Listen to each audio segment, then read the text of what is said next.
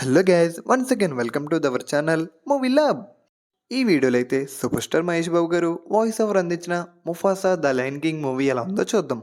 ఇంకా చూసాక ఆ visuals, background score and Telugu dubbing కోసం ఒకసారి ఖచ్చితంగా అయితే చూడొచ్చు అనిపించింది. ఎస్పెషలీ ఆ గ్రాఫిక్స్, ఆ విజువల్స్ మొత్తం ఒక రేంజ్లో ఉన్నాయి. ఇంకా హాలీవుడ్ విజువల్స్ కోసం అయితే ప్రత్యేకంగా చెప్పనవసరం లేదు. రియల్ కంటే వాళ్ళు చేసిన విజువల్సే ఎగ్జాక్ట్గా ఉంటాయి. మూవీలో చూపించిన ప్రతి షాట్, ప్రతి సీన్ కూడా చాలా అంటే చాలా రియలిస్టిక్గా ఉంది. ఇంకా మూవీలో స్టోరీ మొత్తం ముఫాసా అనే క్యారెక్టర్ చుట్టూనే ఉంటుంది. ఈ మూవీ అయితే నేను 3Dలో చూశాను. రీసెంట్గా వచ్చిన మూవీస్తో పోలిస్తే ఇందులో 3D షాట్స్ చాలా బాగున్నాయి, చాలా నేచురల్గా ఉన్నాయి. యాక్చువల్గా మూవీలో పెద్దగా స్టోరీ ఏముండదు, బట్ అలా ఒక ఫ్లోలో వెళ్తూ ఉంటుంది. ఎంగేజ్ చేస్తూ, బోర్ కొట్టకుండా ఒక ఫ్లో అనేది మెయింటైన్ చేస్తూ వెళ్ళారు.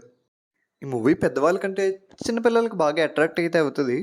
ఇంకా ముఫాసా క్యారెక్టర్కి డబ్బింగ్ చెప్పిన సూపర్ స్టార్ మహేష్ బాబు గారి వాయిస్ అయితే చాలా పర్ఫెక్ట్గా ఉంది ఆ క్యారెక్టర్కి.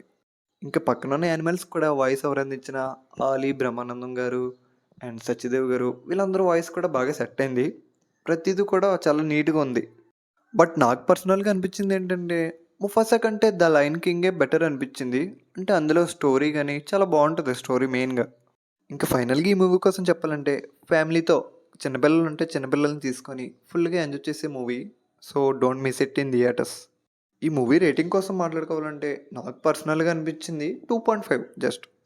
నెక్స్ట్ వచ్చేసి ఇంకో విషయం, మన ఛానల్లో అయితే అల్లరి నరేష్ నటించిన బచ్చలమల్లి ఈరోజు ఈవినింగ్ రివ్యూ పెడతా. అండ్ నైట్కి విడుదల పార్ట్ 2 కూడా పెడతా. So don't miss it guys.